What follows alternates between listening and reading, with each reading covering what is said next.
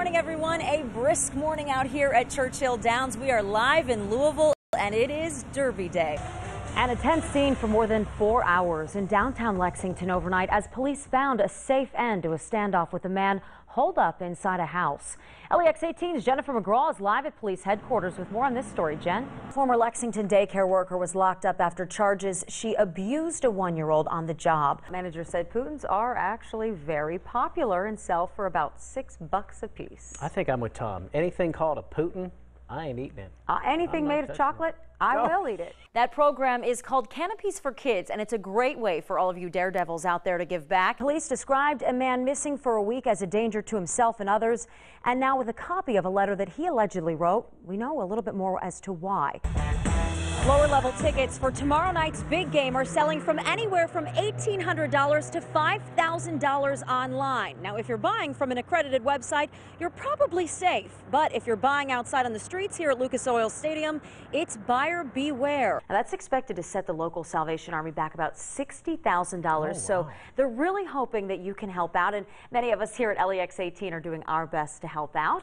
I was at the mall this weekend. The student behind an anonymous Twitter feed in Boyle County, which spreads positive messages about students and staff, was finally outed at Sunday's graduation. WLEX 18's Adam Weiner joins us live in studio with more on this story. All eyes still on California Chrome as he attempts to become the first horse in 36 years to win the coveted Triple Crown. 60 years without a bath may sound crazy, but that is apparently reality for one man in Iran. Take a look at him. 80-year-old Amu Haji is being dubbed the world's dirtiest man, and you can see why. It's unbelievable. It is big, and no matter where you're sitting here at Churchill, it makes a big difference for the spectator. The winning move. That's kind of cool, but the hand doesn't look very authentic. It's just very bendy. I didn't realize what it was doing at first. You want to play a quick match here? All right, I'll crush you. No! So bad. Word on here. Oh, this is going to be messy. Oh, which she did say, have a napkin ready. That's why I do. Here we go. All right, here we go. Oh, it's good. It's like molasses. And honey. It's one thing Kentuckians just can't get enough of, and that's why this LA plant here in Winchester pushes out 7,000 to 10,000 cases of this carbonated, caffeinated soft drink every day. And it all begins with a secret ginger-based formula perfected more than 80 years ago. And describing it is something I always try to wrap my head around. A little bit of a citrus, a little bit of a ginger flavor. I think the only answer is to give it a try. And we will, but first, a little history. It was the great-great-uncle of now CEO Fielding Rogers who developed the unique soft drink in 1926. A trip to Northern Europe inspired G.L. Wainscott to work with the ginger flavor, and not long after, Ale 8-1 was born. The soft drink was one of many he'd create, but remains his biggest success. So exactly how is it made? Let's take a look inside. The process begins with the classic green bottles, shipped in and ready to label. So the line will run at a peak of about 625 bottles per minute. So if you think about that, that's a little over 10 bottles a second. The bottles are then spun, rinsed, and dried before heading to the blending room. This is really where Ale 8 is made. The Ale 8 concentrate is blended, then pumped next door where it's mixed with water, carbonated, chilled, and ready to drink right off the line.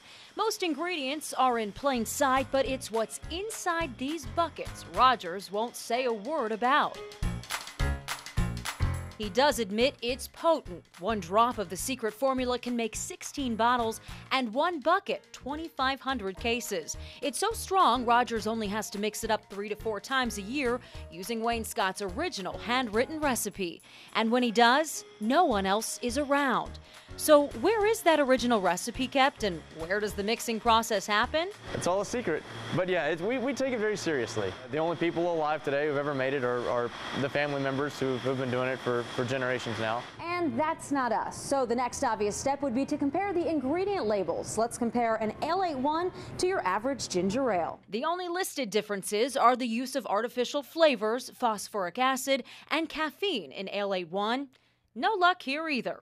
It appears the secrets lie within the unlisted natural flavors. Bottom line, It is the taste that brings people back to it. and it's one we'll have to keep tasting to figure out. Covering the news in Winchester, Julie Dolan, WLEX 18 News. Hello. How are you all? Good. You want a teddy bear? I want a teddy bear. You know what that teddy bear did? What? It jumped out of an airplane with me. It's all smiles for 6-year-old Isabel, a patient at Kentucky Children's Hospital who was given one of the first bears to go skydiving with Pro Troy Woods. Thanks to a program called Canopies for Kids, the bears are taken on a jump and given out to kids in hospitals to offer comfort and encourage bravery. Would you like to see a picture of it? Let me get a picture. But we've got more than pictures. We took our own crew out to the jump zone in Lebanon so I could take a bear on a special jump. Jump for Fun owner and tandem instructor Bill Harden says when Woods introduced him to Canopies for Kids, right up on your feet. he was excited to be the first in Kentucky to offer it. Oh, okay. Think hips forward, but First, some instructions, then ready, practice. set, and you dive right at his foot. Well, maybe not quite ready, but once I suited up and had the bear strapped on, we were ready for takeoff. Once the plane reached an altitude of 10,000 feet, we launched, flying at speeds of up to 120 miles per hour. At 5,500 feet, the chutes deployed, and the rest is smooth sailing. A slightly bumpy landing for our tandem jump, but an overall success for the bear. And what's that strap to you? Hey, I got the bear. You're brave enough to do it. It's pretty awesome to see the first bear land and see you filling out the card and everything, and I can't wait to take it to the hospital. And that's exactly what he did with more than 80 bears in tow. Hello. Would you like a bear? This really just, it suits him. He is one of the bravest little boys that I know. As for Isabel, her mom says it's life-changing. I'm just trying not to cry because I just think it's really beautiful. She's delighted, and it's the first really big smile I've seen on her face in a few days. And it's those smiles and the hope they bring that makes it all worth it for Woods. It's humbling. It's a great feeling. I can't wait to do more. For this edition of Making a Difference, I'm Julie Dolan. Hard to watch, especially if it's your own. He fell down the whole set of stairs, and then, like, the next day, his feet were sort of dragging, and then we realized that happened to him. 9-year-old Cassius was diagnosed with degenerative myelopathy last fall. We knew that the obvious next step was to get him some wheels. It was 8-year-old Ryder, who considers the dog another brother, who decided to raise money to buy the several $100 wheelchair needed. A minion from Despicable Me. Selling these keychains and magnets, This one was the simplest one.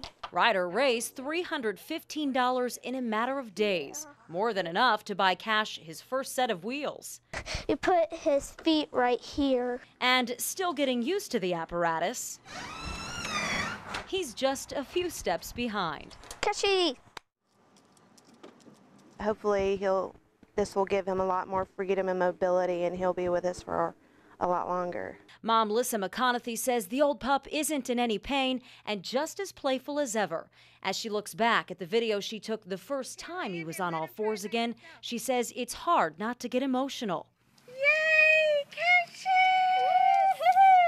Moments that wouldn't have been possible without an 8-year-old determined to make a difference. It's just his nature. He's always trying to think of ways to help. And now the boxer that used to run faster than anyone is rolling right alongside them.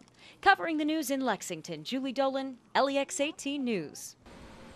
So now we're going to get you in your gear, okay? Suiting up and practicing indoors, the easy part. Step down off the ladder. Here, the first group of rappellers to brave the Big Blue building this year. It's the second annual fundraiser for the local Boy Scouts. Last year's brought in more than $100,000, and they're hoping to top that over the next 2 days. Following safety tips inside, the real fun was awaiting us outside on the 31st floor of the Fifth Third Bank building. Did you look over? Don't. Don't look. Instructors say going over the edge is the hardest part, but with a little bit of coaching, I made it. Here we go. You're doing a great job. Okay. And so did LEX 18 contest winner Crystal Leidecker, who rappelled right beside me. I knew that first step was going to be terrifying, and it was. 31 stories, 410 feet down. It was more work than we expected and more fun, too. It was so awesome. I'm just so grateful for the opportunity to even be able to do this. How many people can say that they've scaled the Fifth Third building downtown Lexington? It's awesome. And at the bottom, a minute to celebrate, regain consciousness, and issue a challenge for next year. Lee Cruz, you're next. Covering the news in Lexington, Julie Dolan, LEX 18 News.